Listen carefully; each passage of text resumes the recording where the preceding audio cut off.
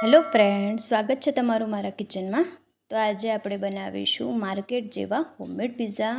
સાથે આપણે pizza base પણ બનાવવાના છીએ। તો તેના માટે મેં 1.5 વાટકી મેંદાનો લોટ લઈ લીધો છે।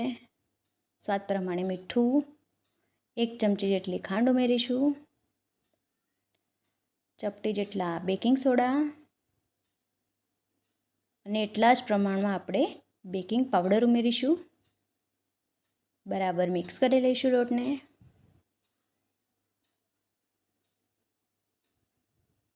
હવે મોણ માટે આપણે 2 ચમચી જેટલું એમાં તેલ ઉમેરીશું। તો બરાબર તમારે મિક્સ કરી દેવાનું।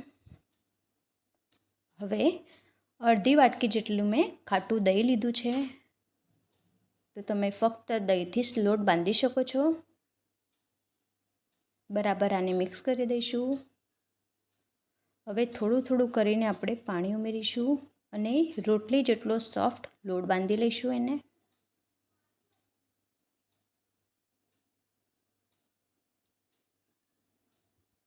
તો રોટલી જેટલો અથવા તો રોટલીથી પણ સોફ્ટ બને એવો લોટ પણ ચાલે। તો આપણે રોટલીથી થોડોક સોફ્ટ લોટ બાંધવાના છીએ, જેથી જે આપણા પિઝા બેઝ છે એકદમ ડ્રાય નહીં લાગે।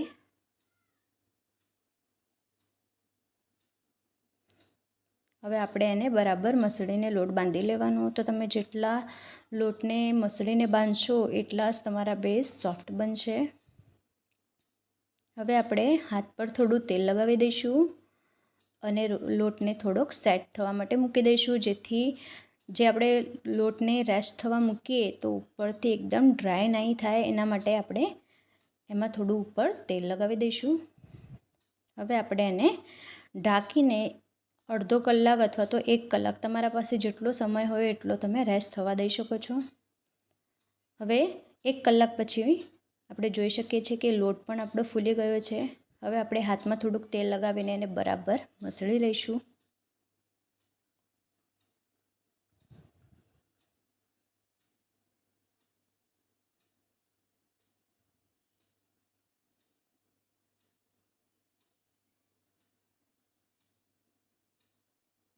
હવે આપણે પ્લેટફોર્મ પર અથવા તો ચોપિંગ બોર્ડ પર થોડુંક તેલ લગાવી દઈશું અને લોટને એકદમ સ્ટ્રેચ કરીને આપણે એને બરાબર મસળવાનું છે।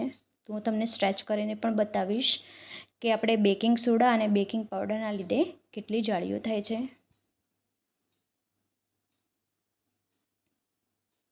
તો તમે જોઈ શકો છો કે કેવી જાળી પડે છે આમાં, જેવી બ્રેડ અથવા તો પાવમાં હોય છે એવી જાળી રેડી થઈ ગઈ છે।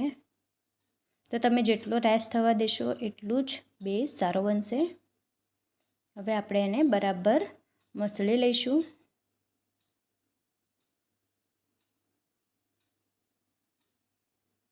થોડોક કોરો લોટ લગાવીને એને સેટ કરી લઈશું બરાબર।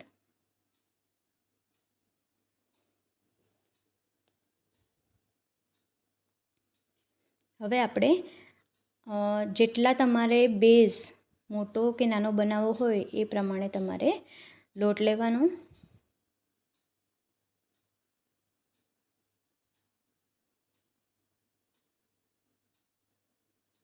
થોડોક કોરો લોટ લગાવી દઈશું આપણે।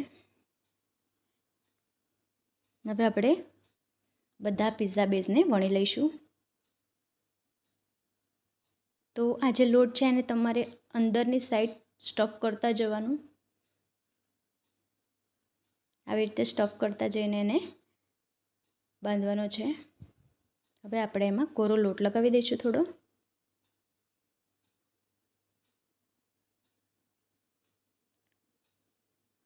હવે આપણે જે બેઝ છે એને વણી લઈશું।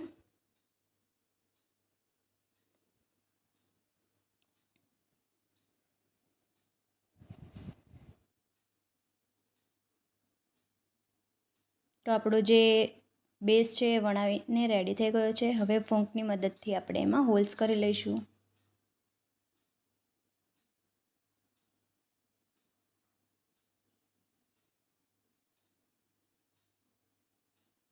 તો આ જે બેઝ છે એકદમ માર્કેટ જેવા બનીને રેડી થશે।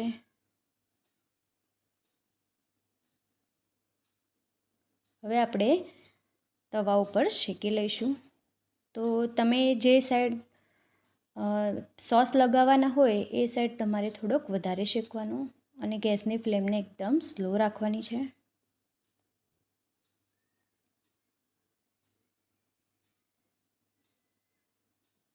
તમે જોઈ શકો છો છે ને એકદમ પિઝા બેઝ જેવા એકદમ બહાર માર્કેટમાં મળે તેવા રેડી થઈ જશે.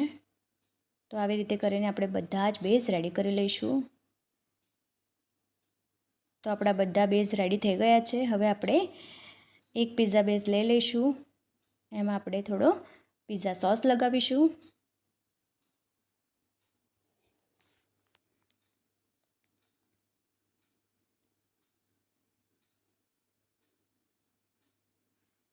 હવે ટોપિંગ માટે તમે કોઈ પણ વેજીટેબલ લઈ શકો છો. તો હવે મેં કેપ્સિકમના સ્લાઇસ મૂકી દઈશું. થોડા ઓનિયનના સ્લાઇસ મૂકીશું.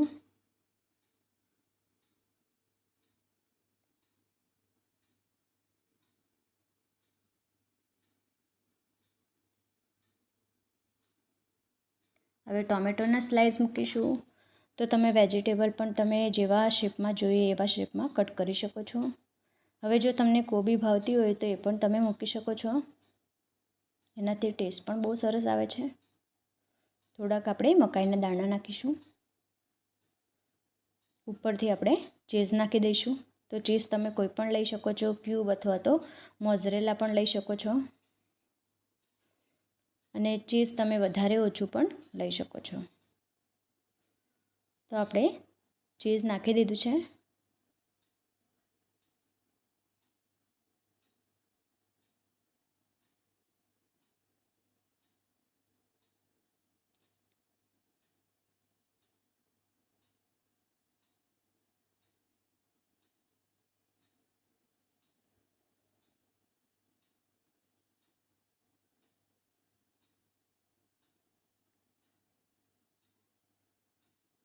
હવે આપણે ઉપરથી ચીલી ફ્લેક્સ નાખીશું.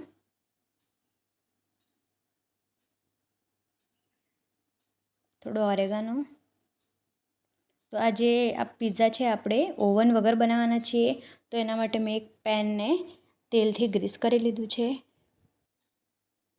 હવે આપણે એમાં જે પિઝા રેડી કર્યો છે એ મૂકી દઈશું અને ગેસની ફ્લેમ એકદમ સ્લો રાખીને એને ઢાંકીને 5 મિનિટ સુધી થવા દઈશું. તો તમે રોટલીના તવામાં અથવા તો ઢોસાના તવામાં પણ બનાવી શકો છો. તો 5 જ મિનિટમાં આપણો જે પિઝો છે એકદમ માર્કેટ જેવો બનીને રેડી થઈ ગયો છે. ચીઝ પણ મેલ્ટ થઈ ગયું છે અને એકદમ નીચેથી ક્રિસ્પી એવો થઈ ગયો છે. તો તમે જોઈ શકો છો. તો આ રીતે તમે બનાવશો તો ઓવનની પણ જરૂર નહીં પડે અને ફટાફટ બનીને રેડી થાય છે. હવે એવી જ રીતે આપણે બધા પિઝા બનાવી લઈશું. તો તૈયાર છે આપણા હોમમેડ પિઝા. સાથે બેઝ પણ મેં ઘરે જ બનાવ્યો છે. તો તમે જોઈ શકો છો. તમે આવી રીતે જરૂરથી ટ્રાય કરજો. હવે આપણે એને કટ કરી લઈશું. તો તમે જોઈ શકો છો કે બહાર જેવા જ પિઝા બનીને રેડી થયા છે. જો તમને મારી આ રેસીપી ગમી હોય તો લાઇક કરો, શેર કરો અને મારી ચેનલને સબસ્ક્રાઈબ કરો. આવા જ નવા વિડીયો માટે સપોર્ટ કરો. Thank you for watching.